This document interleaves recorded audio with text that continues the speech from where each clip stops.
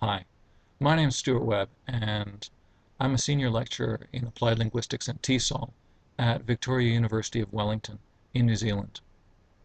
However, before that, I taught English as a foreign language for many years in Japan and China. So hopefully, I can relate to some of the questions that you might have about uh, my article, uh, The Effects of Pre-Learning Vocabulary on Reading Comprehension and Writing. Now, the rationale for this study was that the learning from word pairs or word cards technique has been found to be very effective in past research. Typically, we see that some learners can learn a large number of words in a very short period of time.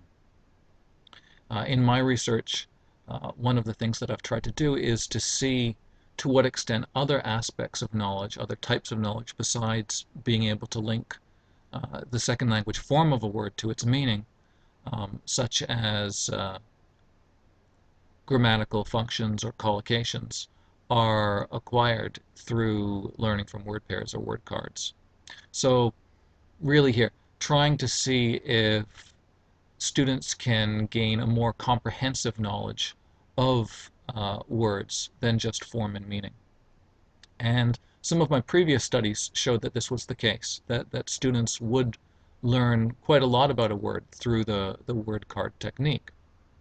So that's fine and good still. But I think then as teachers, we all have that experience where students may know the form and meaning of a lot of words, but they're unable to use those words or really able to understand those words when they're encountered.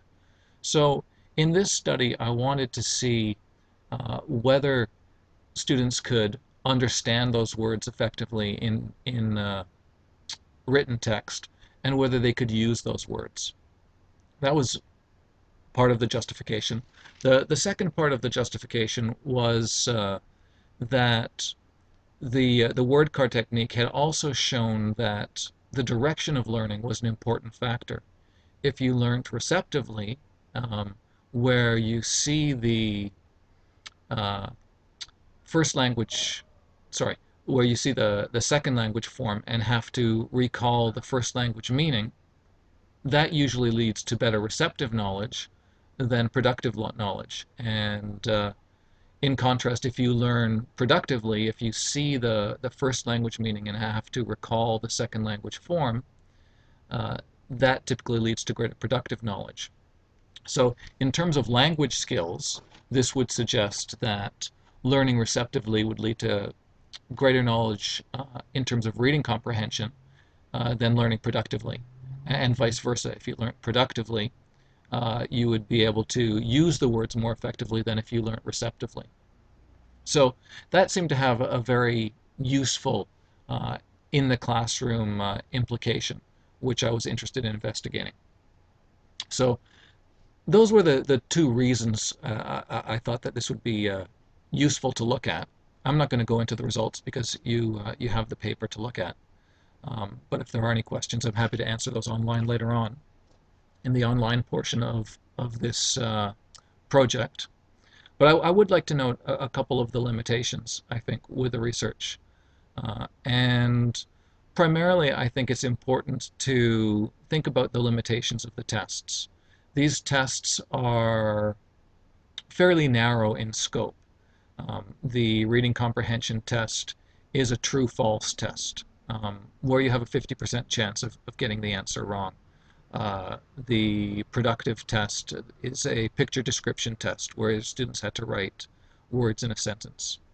Now, the reason for these tests was that if you have much larger tests, for example, if you had a reading comprehension test where the word is in a longer passage, it's very hard to isolate that vocabulary factor. Similarly, if you ask students to include words in an essay, it's very hard sometimes for students to do that task. It's not a natural task of writing an essay. Um, so these tasks were much more narrow. But I think that's a genuine limitation of the study, and it would be useful to look at uh, more ecologically valid tests. although I think it will be also quite difficult to find an effect for vocabulary as it's just one factor in many here. Uh, so that's a brief introduction to myself and to the study. I hope you find some value from the research, and uh, good luck with it. Thank you.